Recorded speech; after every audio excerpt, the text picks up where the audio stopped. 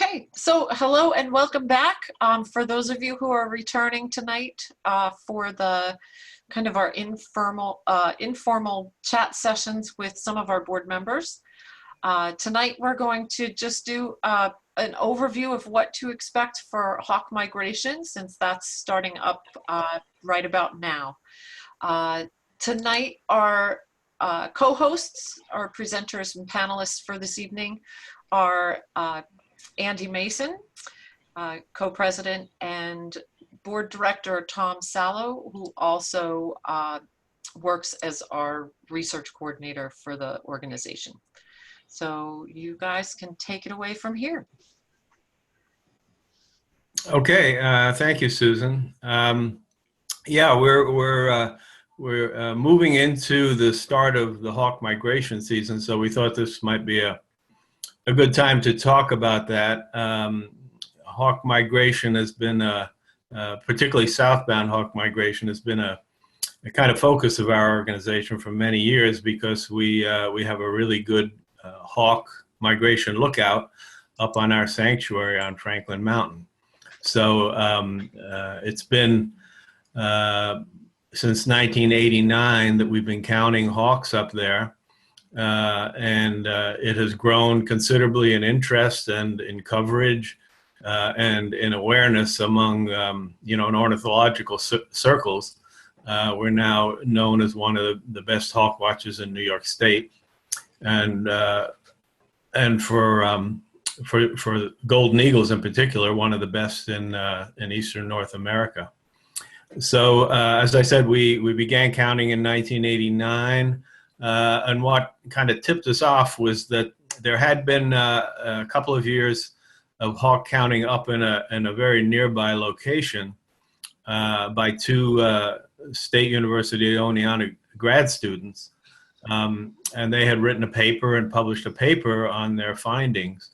And I happened to see it in the journal, The Kingbird, and realized, well, this is very close to where we are now located with our wildlife sanctuary, and a similar view.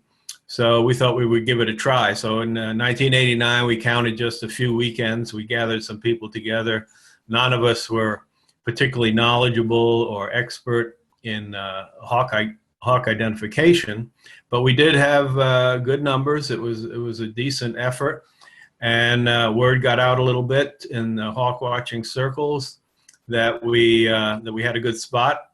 And so the next year more people showed up, and the next year more people, including some more experienced hawk watchers, and they tied us into the Hawk Migration Association of North America, which compiles all the data from the hawk watchers across the continent.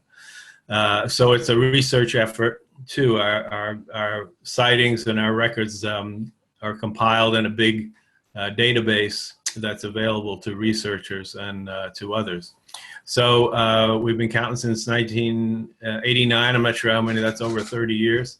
And we normally make a pretty big effort to invite participants up, people to come up and see the hawks, and also to help out as spotters. But this year with the COVID virus, we're being a little more careful, and so we are going to operate the Hawk Watch, but we're not going to publicize it as much as we usually do, because we really don't want to have big crowds up there, which we do at some times.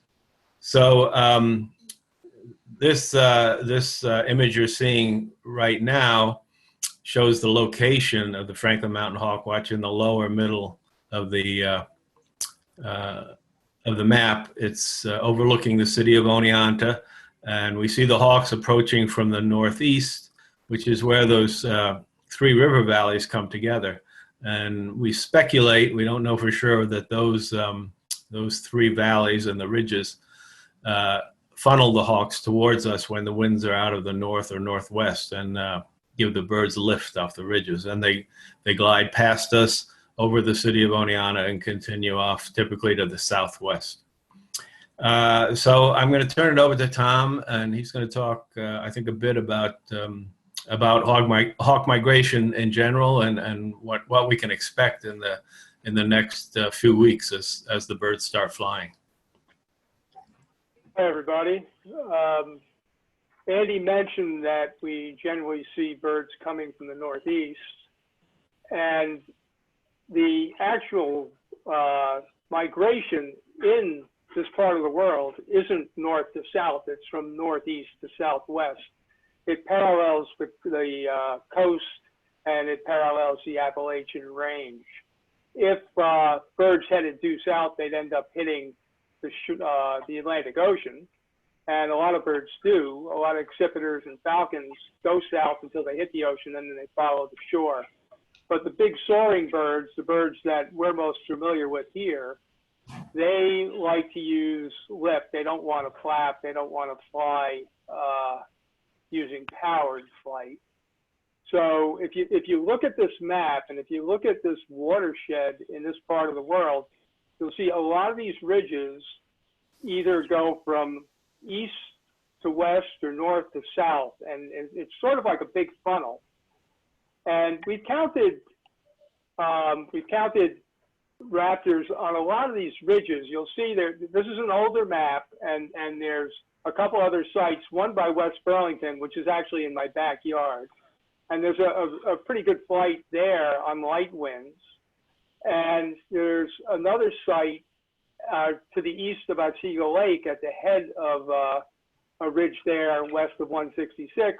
We counted there for a wind project that was proposed on that ridge. And there was good flights there. And there's regular counts by Becky Gretton just east of Cooperstown to the east of that 166 sign at Davis State Park. And we know all these ridges concentrate raptors when the wind's blowing the right way. But none of them concentrate raptors like Franklin Mountain does under ideal conditions. And ideal conditions are really northwest or slightly more north when the wind is perpendicular to that ridge that runs above I-88 from Worcester down to Sydney. Really, the wind hits the ridge, and it has to go up and go over the ridge. So you have lift, and these birds have lift for miles. They don't have to flap. The soaring birds don't have to flap. So they can come into sight. You can see them 5 miles away, and they'll come all the way down the ridge, and they'll go out of sight, and they'll never have flapped once. So that's the birds that we're most well known for, the big soaring birds, golden eagles, red-tailed hawks.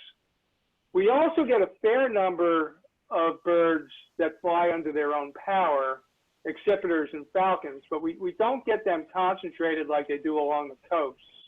Because those birds, they will use lift from the ridge. They'll use whatever lift they can get, but they're more inclined to just pump their wings and fly under their own power. Coming up in September, there'll be Broadwing Hawks flying. Actually, they're flying now, but the peak will be mid-September. And they use lift too, but they use a different type of lift. The lift from the ridge is called orographic lift.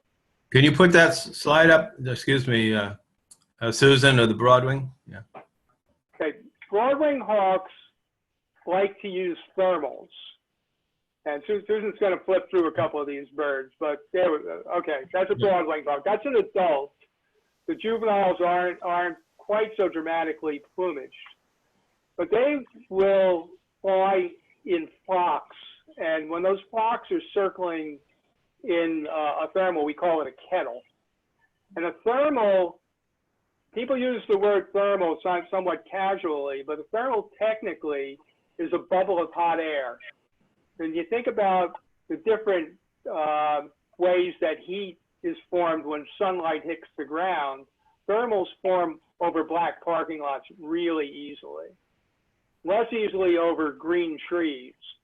So it's pretty helpful to have, some, like this urban area just north of the watch, because it does create thermals. What's also helpful is if it's a partly sunny day, if it's like 30% cloudy, you'll get differentials in ground temperature causing thermals. And the reason that these birds use flocks is because they use each other to find the thermals. When a Broadwing Hawk sees another Broadwing Hawk or a turkey vulture rising in a thermal, they fly to it. And this is really easy to see very early on a good Broadwing day when the first birds in the air are turkey vultures. The turkey vultures will start soaring because they have a lot of surface area and they're pretty light birds, so light wing loading. You'll see the Broadwing Hawks heading to the turkey vultures to find the lift the turkey vultures are using. So because Broadwing Hawks use thermals more than the ridge, we are less likely to have them concentrated at Franklin Mountain. So it's kind of hit or miss. We always get some. Some years we get a lot. Some years we get a few. So I'll bounce it back to you, Andy. Yeah, I'll just add a couple of things about these Broadwing Hawks because they're rather fascinating. They're very long distance migrants. They go all the way to South America for the winter. And that's one reason we see them so early is they've got a very long journey to make.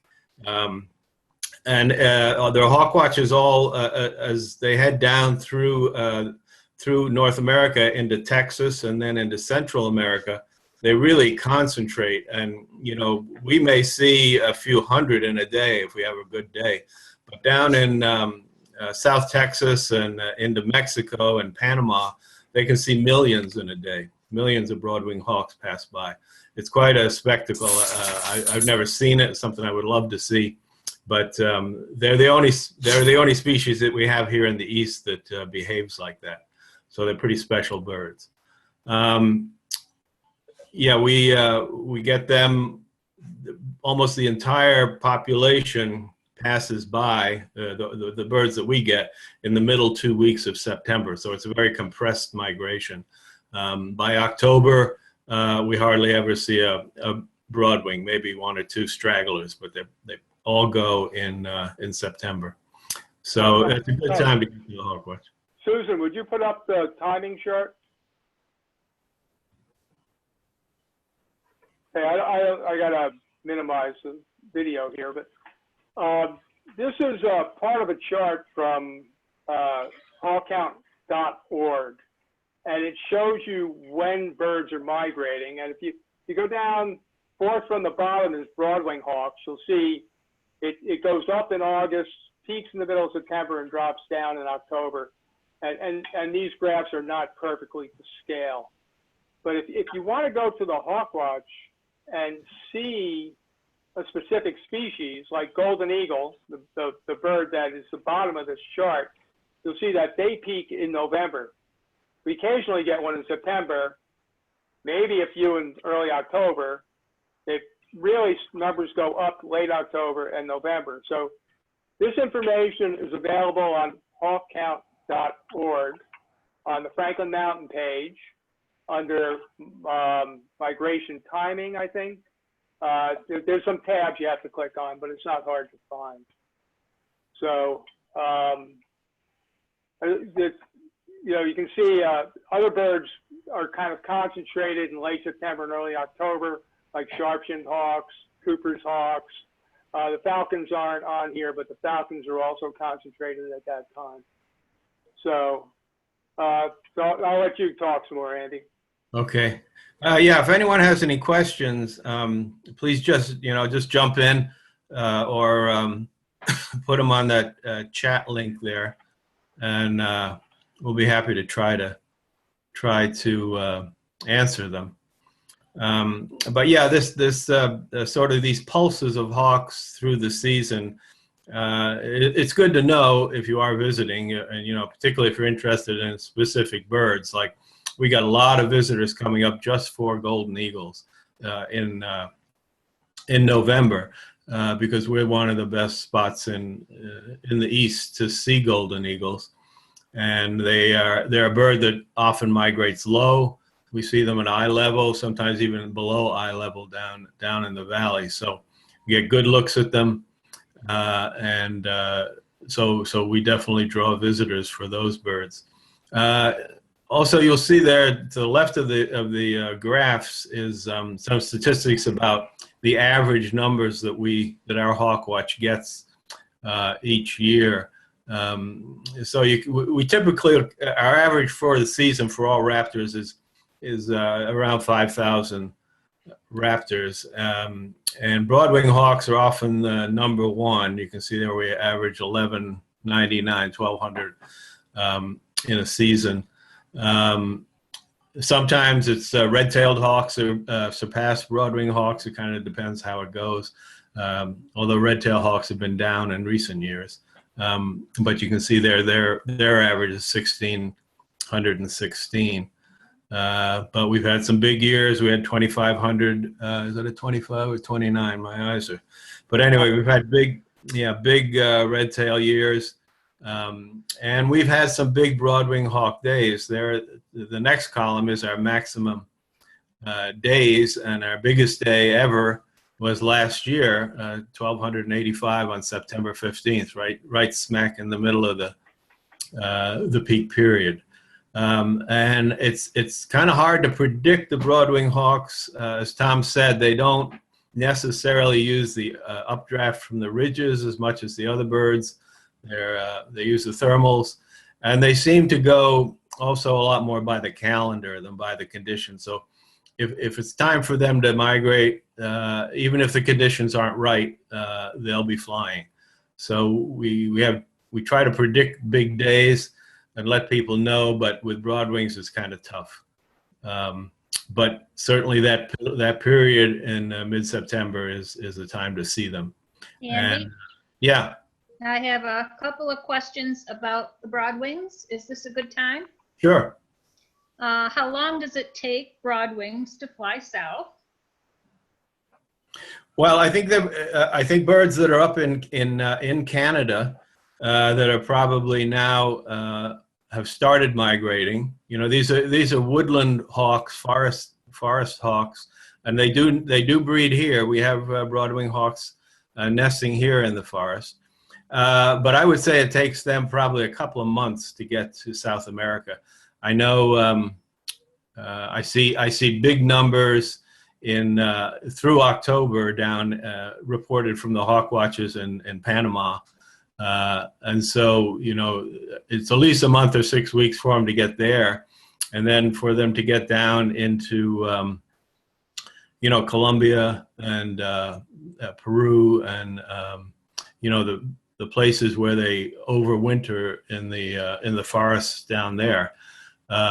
You know, it's probably the best part of 2 months. Yeah. And you just answered the next two questions with your response. Thank you, Andy. Okay. Talk about what the conditions people should look for if they want to visit and hit a big day. Sure. Okay, like Andy said, Broadwing Hawks are the toughest. I really like north winds and mixed sun and clouds for Broadwing Hawks, but I'm much better at predicting big flights of golden eagles and bald eagles and red-tailed hawks because they use the kind of lift that hits the ridge, and is really ideal conditions would be if it rained for a couple of days, because these soaring birds do not like to fly in the rain. If it rained for a few days and then a cold front came through and we had northwest winds between, say, 14 and 20 miles per hour. If it gets much over 20 miles an hour, numbers seem to drop off. We will get birds, but it puts them someplace else. And if the northwest winds are under 10 miles an hour, they tend to be on the more minor ridges. The ridge I live on has got about a 500-foot differential between the valley floor and the ridge, whereas at Franklin Mountain, we have about a 1,000-foot differential between the valley floor and the ridge. If we have northwest winds of 6 or 7 miles per hour, I'll get more golden eagles in West Burlington than they'll get at Franklin Mountain. But if the conditions are perfect at Franklin Mountain, 14, 15, 16 miles per hour, steady northwest winds, we're going to get birds moving. And the rain ahead of time means that these birds that their hormones are telling them migrate, it's time to move, they can't move because of the rain. They hang out, they eat for a few days, they're fueled up, they're ready to go. The winds are right, and they move in big numbers. So that's what you want to look for. We're not going to be sending out these predictions this year, but you want to look for that northwest wind, not light, not super strong, not 25 miles an hour, but in the teens. And if you get a day or two of rain ahead of time, that just helps. So. Yeah, another thing is that, this time of year and into September, if you go up to the Hawk Watch, and even if there's no birds or very few birds, it's a beautiful spot. I mean, the view from the Hawk Watch is spectacular. See the whole city of Oneonta up and down the valley. And so, you kind of can't go wrong if you go up there on a nice day, even if there aren't a lot of hawks flying. And the sanctuary does have other attractions. There are trails through the property. There's a wetland. So, and there are other songbirds migrating through. So, fall is a pretty good time to be up there, regardless of whether the hawks are flying or not.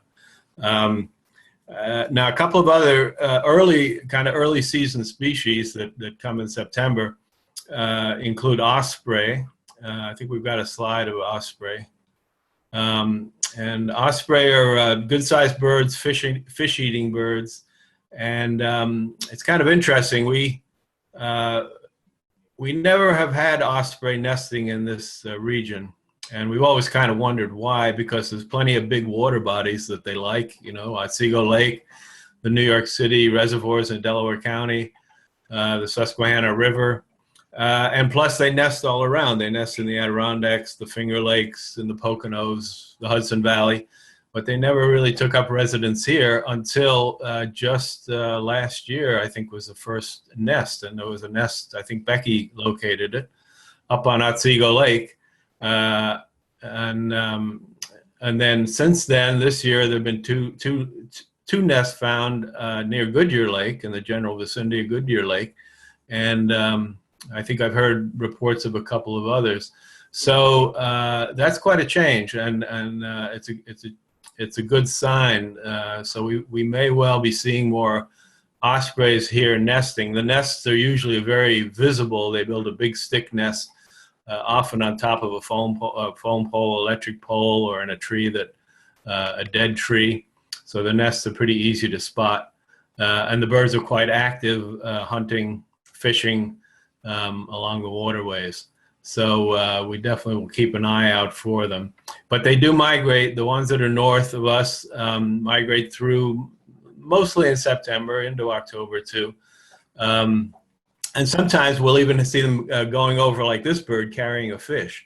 A number of occasions I've been up there and I see an osprey coming up out of the valley, up from the river, and is carrying a fish, flies right overhead and continues south. Presumably they stop and eat it at some point. I don't know, maybe they just carry it off for lunch.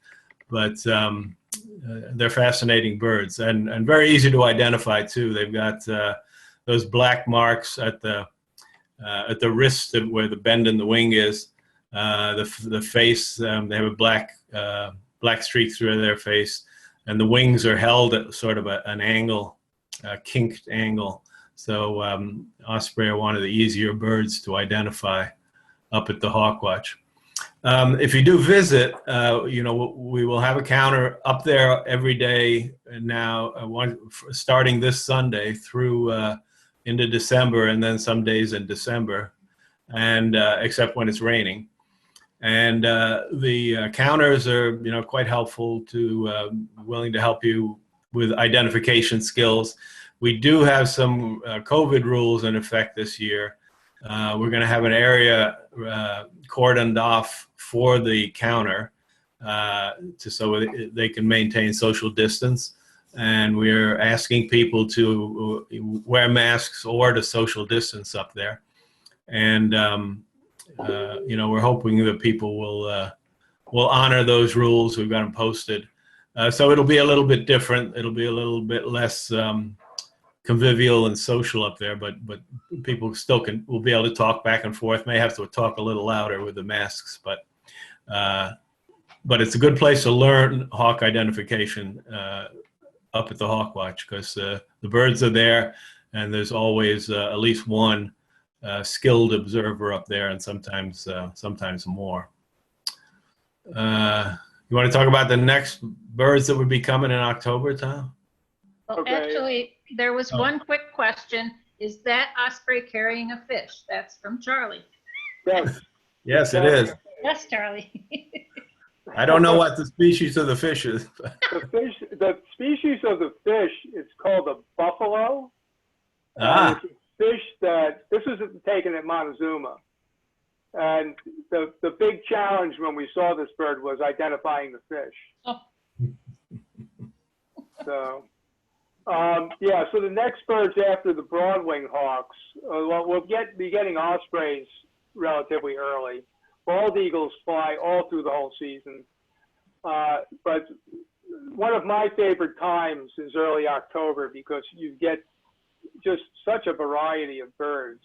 We'll get all three kinds of falcons that we get. We get kestrels and merlins and peregrine falcons. We get three kinds of accipiters: sharp-shinned hawks, Cooper's hawks, goshawks. Can we have the goshawk photo? There's a Kyle Dungeon. Oh, that's summertime counting. Yeah, so stay on that, Susan. Sometimes we're counting and we're wearing shorts and we've got beach umbrellas. And then, can you flip to the next photo, Susan? And this is me on December 26, 2002, when I got to the Hawk Watch and the Davenport town snowplow had broken. And I climbed the hill from the town line with my daughter's boyfriend, who had never seen a golden eagle. He was from North Carolina. We climbed all the way to the Hawk Watch from the town line on snowshoes. Can you flip the picture, Susan? And this is after we shoveled out the snow. This is my daughter's boyfriend at the time. And we spent 4 hours up there, and he did see a golden eagle, his first ever golden eagle. So counting conditions can be somewhat dramatically different. And I don't know, I lost my train of thought here.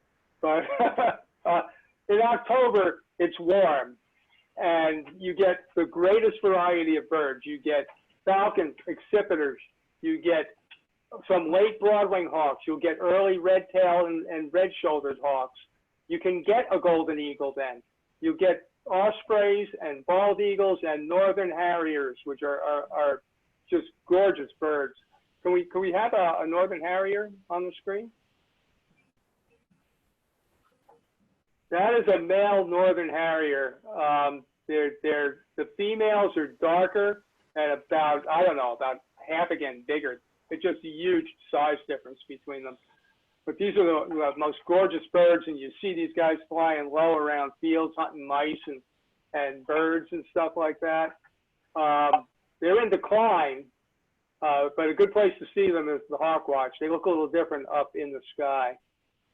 And then when we get into late October, we get our big numbers of red-tailed hawks. Like Andy said, our red-tailed hawk numbers have been going down, but that's not true of the whole population. It's just true of our migratory numbers.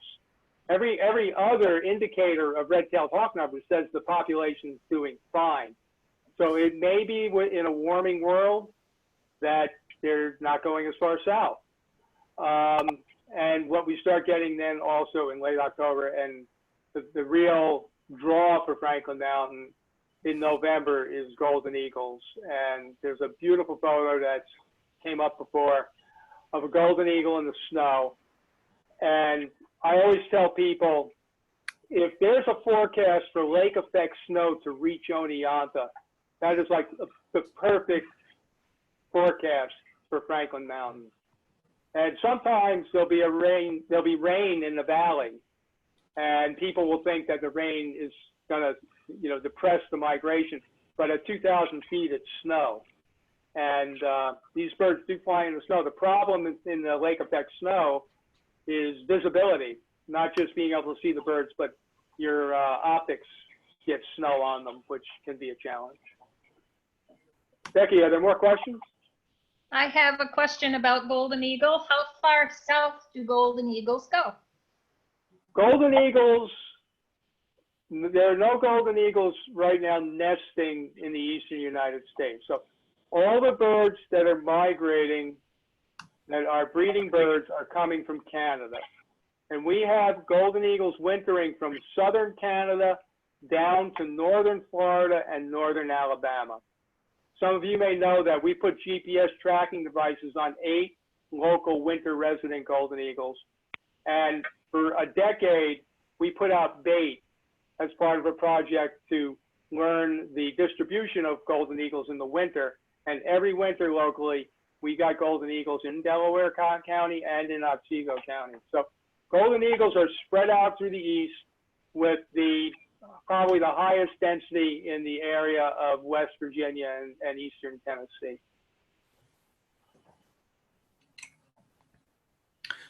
Yeah, they're pretty special birds, and by the time they nest way up northern Quebec and Labrador, so by the time they've reached us, they've already migrated, over 1,000 miles, and they still, a lot of them still have a long way to go, but they can cover a lot of ground in a very short period of time with these GPS satellite transmitters that we put on some birds.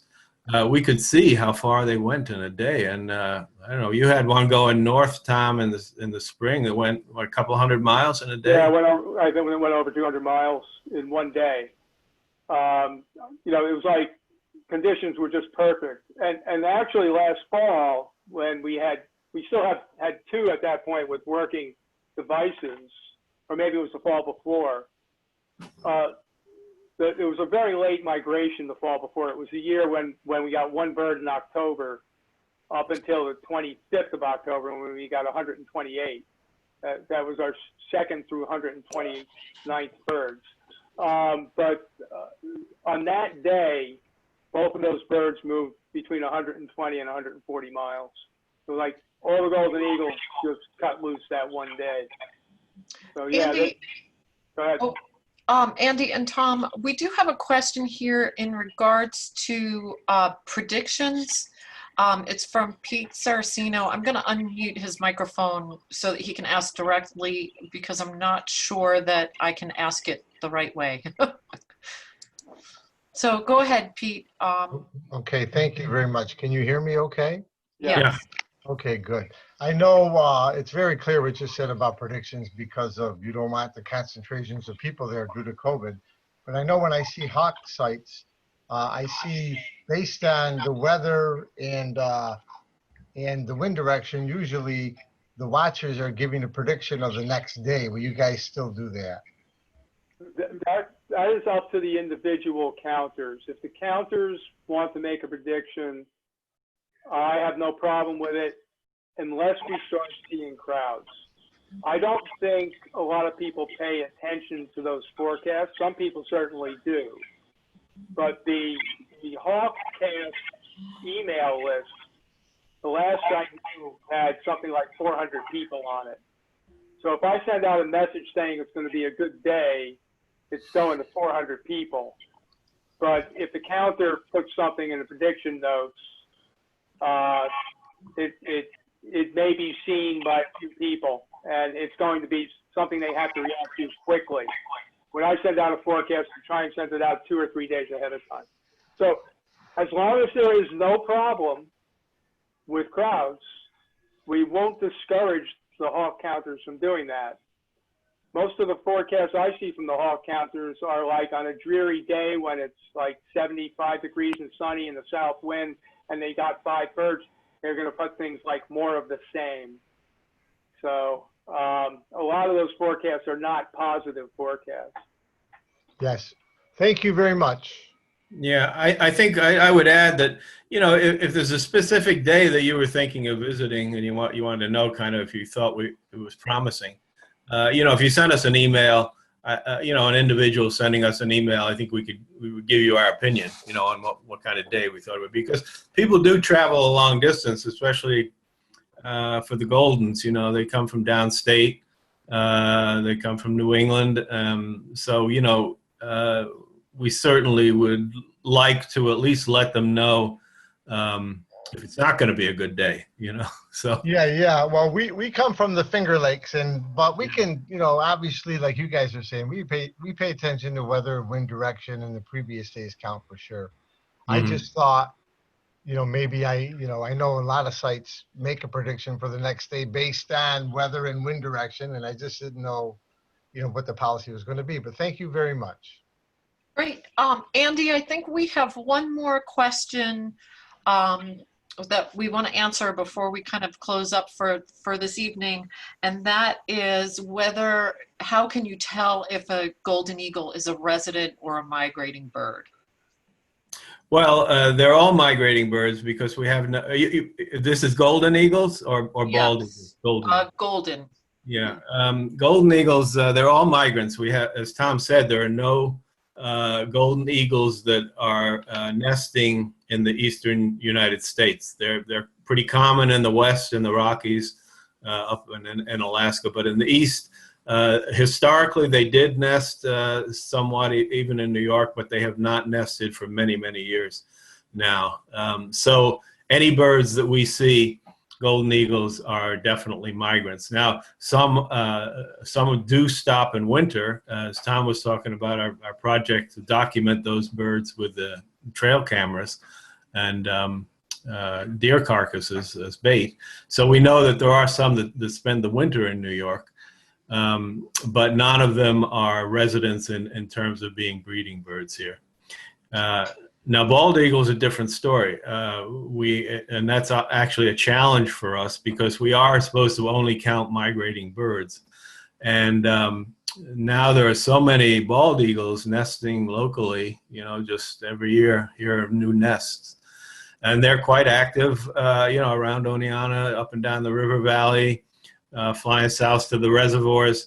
And so, it's tough for us to sometimes separate the migrants from the local birds. We do have a protocol for that, and we hope we're pretty accurate with it, or at least we're consistent with it. So, yeah, I want to just add something quick before we shut this down, and that is that golden eagles that are coming into our area to spend the winter, the ones that we've tracked, come in very late in the year, and they don't fly along the ridges here like they do at Franklin Mountain. The birds going by Franklin Mountain, they're traveling. It's like just distinguishing between a migrant bird and a local bird to a large degree is like the difference between cars driving on I-88 and cars driving around the city.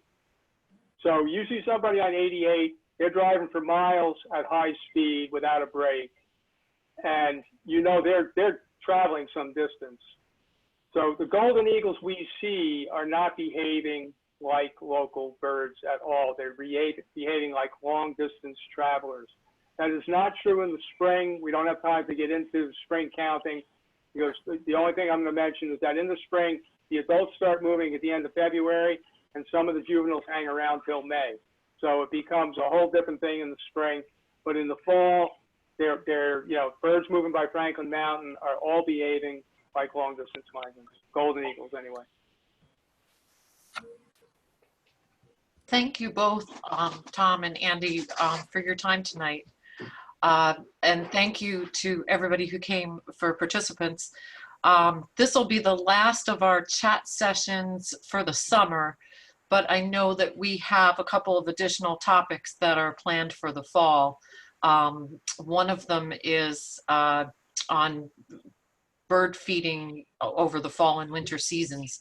So, what to look for, how to get your feeders ready, what kinds of seeds, etc., for what different types of birds. I'll also mention for our upcoming season, we will stay in a digital format at least through the end of December. We haven't made any determinations really past then. Because the digital meetings do have limits on the number of people, we are making registration available to members first. So please keep an eye on the upcoming Kingfisher issue that's coming out in September. Should hit your mailboxes soon. It's already at the printers. There will be a link in there for you to go to our website to pre-register for any of the upcoming programs this year that you might be interested in, just to make sure that members don't get closed out of any of our presentations that are on the schedule. And then we'll open it up to a broader audience and people can come in from there. doas.us is the website. You can always click the Join Us button in the top right-hand corner. You can click the Sign Up for e-news so that you can get information about other things that are on our calendar as well. So thank you all very, very much. We've really enjoyed it. I can't believe the end of the summer is here, and we're glad you fared well this evening and today through all the storms, and we're hoping, you know, other people throughout the country are faring well with their weather events too. So with that, I'll say good night to everybody. Good night. Bye-bye. Good night. Thanks again. Have a good one. Yep.